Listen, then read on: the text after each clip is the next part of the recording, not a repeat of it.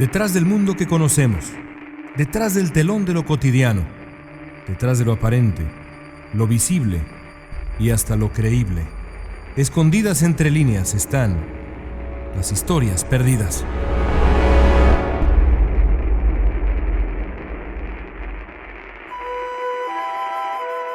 ¿Quién no ha oído hablar de Robin Hood? El hombre que, enfrentando la tiranía de un gobierno avaro y obsesionado con robarle a sus ciudadanos hasta el último clavo, se rebeló para quitar a los ricos y dar a los pobres. Es una de las figuras emblemáticas de la tradición romántica inglesa. Su habilidad con arco y flecha y su curioso grupo de aliados, que incluía, según la leyenda, a un fraile con notables habilidades guerreras, lo han hecho merecedor de incontables poemas, loas y, claro, películas, desde que su leyenda naciera en el siglo XIV. Y aunque resulta irresistible la figura de un hombre que vivía en un bosque en una especie de comuna, preocupado solo por perseguir la justicia y el amor, lo cierto es que la historia inglesa no ha parado de debatir sobre la verdad detrás del mito. ¿Existió realmente Robin Hood? ¿O es producto de la imaginación de una Inglaterra hundida en la pobreza y la desigualdad? ¿Fue el famoso Robin hijo ficticio de una sociedad que anhelaba la llegada de un hombre que se encargara de luchar por la justicia? ¿O fue una suerte de superhéroe verdadero a finales de la Edad Media? Para encontrar la respuesta a esa pregunta, primero vale la pena hacer un recorrido por las referencias históricas a la figura mítica de Locksley, el forajido conocido como Robin Hood. La leyenda tiene más de 700 años de antigüedad. Fue en 1377 cuando apareció la primera mención a un hombre bajo el sobrenombre de Robin Hood. Un sacerdote londinense de apellido Langland confesó por escrito conocer versos de Robin Hood, lo que seguramente sugiere que el mito del forajido del bosque de Sherwood comenzó tiempo antes de esa ya lejana fecha. A partir de ese final del siglo XIV, distintos autores harían referencia a Robin Hood, y su leyenda crecería. Fue en 1420 cuando apareció por primera vez como un personaje formal en una narración del poeta escocés André de Wintun. Lo mencionó en un verso en el que hacía referencia no solo al propio Robin, sino a su compañero, el no menos célebre Pequeño Juan. Quizá lo más interesante de aquella primera mención sea el hecho de que el autor lo identifica como un forajido, característica que mantendría desde entonces. Años después, otras fuentes añadirían detalles a la leyenda. El cronista Walter Bower lo identifica como Robert Hood y lo describe como asesino de gran devoción religiosa. En la versión de Bower también aparece el personaje del Pequeño Juan. Todas las fuentes de ese periodo ubican a Robin Hood y su banda de forajidos en algún lugar de la frontera entre Inglaterra y Escocia. Desde entonces, el lugar de residencia más comúnmente aceptado para el famoso vengador de la antigua Inglaterra sería un bosque conocido en el condado de Nottingham, donde hasta la fecha abundan los robles de gran antigüedad, el legendario bosque de Sherwood. Pero sería hasta principios del siglo XVI, casi 3 siglos después de la era en la que supuestamente vivió el verdadero Robin Hood, que la historia del forajido comenzaría a delinearse tal y como la conocemos, con personajes entrañables como el malvado alguacil de Nottingham y el astuto y elegante joven Will Scarlet. La gesta de Robin Hood, escrita por uno o varios autores, ahora desconocidos, cuenta la historia de cómo gana un concurso de arquería que lo lleva a enfrentarse con el alguacil local, rivalidad que duraría, como la historia misma del forajido del bosque de Sherwood, muchos, pero muchos siglos.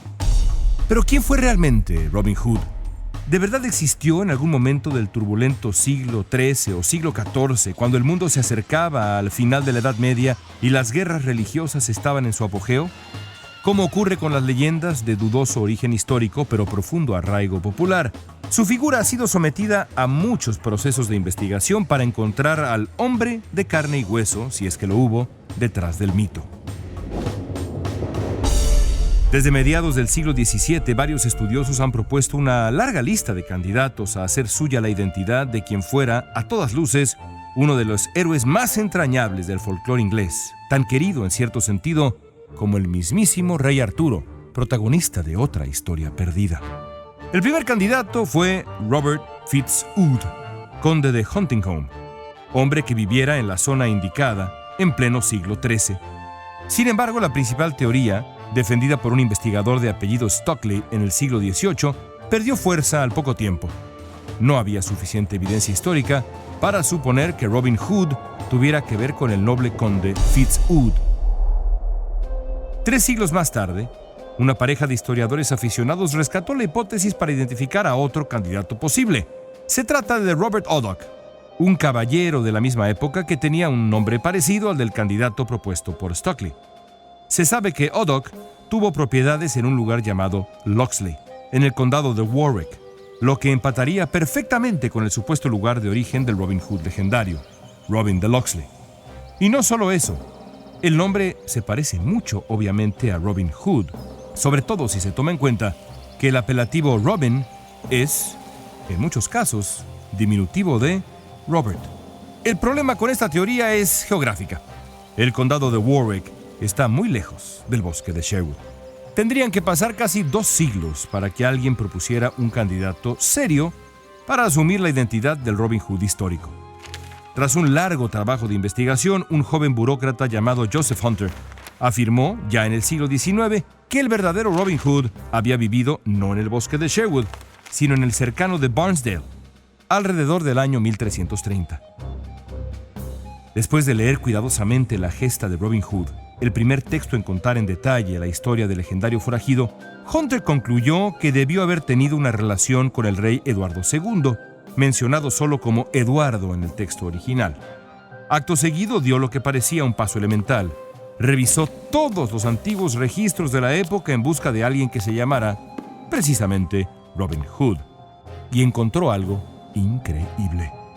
Ahí, en los papeles con casi medio milenio de antigüedad, aparecía el nombre de un tal Robin Hood, que había, en efecto, servido en la Casa Real de Eduardo II hasta 1324. Hunter trató de encontrar otras referencias a Robin Hood, partiendo de la base de que Robin es, como ya hemos dicho, un posible diminutivo de Robert. De nuevo encontró lo que buscaba. Ahí en los registros civiles de la época aparece un Robert Hood. ¿Será este el legendario forajido del bosque de Sherwood? El problema central con esta teoría es que resulta difícil relacionar el nombre de cualquiera de estos dos personajes, Robin Hood o Robert Hood, con alguna actividad ilícita. En otras palabras, no hay evidencia de que estos candidatos hayan sido alguna vez un forajido o hubieran cometido el más mínimo delito para inspirar ya no solo devoción, sino la creación de uno de los cuentos más importantes de todo el folclore inglés. Pero Robin Hood y Robert Hood no son los únicos candidatos para ser el verdadero forajido del bosque de Sherwood. Quizá el historiador más serio en el asunto sea el inglés James Holt. Según él, quien también es caballero, Robin Hood vivió en algún momento del siglo XIII. Para Holt, las principales características para ser un candidato posible para ocupar los zapatos del Robin Hood histórico deben ser no solo el nombre, sino la profesión. Robin Hood era un forajido, hombre que había tenido problemas con la ley de su tiempo. Por lo tanto, no vale la pena considerar, decía Holt, a candidato alguno que no incluya en su historia algún registro de conflictos con la ley. Mediante ese criterio descubrió a Robert Hood, bandido que viviera en pleno siglo XIII en la zona de York. Después de una búsqueda exhaustiva, Robert Hood de York resultó ser el primer hombre en los registros públicos en cumplir con las características impuestas no solo por la leyenda de Robin Hood, sino por el análisis de los historiadores especializados como el señor James Holt. Por supuesto, el problema central con la teoría de Holt es que se sabe muy poco de Robert Hood, más allá de su nombre y sus problemas con la ley. Por ejemplo, en ningún lugar se menciona otro de los héroes de la saga de Robin Hood, el célebre arquero de Locksley que robaba a los ricos para darle a los pobres. No hay contacto entre Robert Hood y el resto de los personajes. La respuesta final entonces está perdida en la bruma de la historia. Con la información que hasta ahora tenemos, es imposible descartar que un hombre llamado o apodado Robin Hood realmente viviera en algún sitio cercano a Nottingham en el siglo XIII. Por desgracia, tampoco hay evidencia suficiente para identificar a ciencia cierta al hombre detrás del mito. Como tantas otras historias perdidas, el capítulo final de la leyenda de Robin Hood podría escribirse el día en que un historiador tenga la suerte de cruzarse con algún antiguo registro que dé fe de la vida y obra del más famoso forajido de la historia del mundo.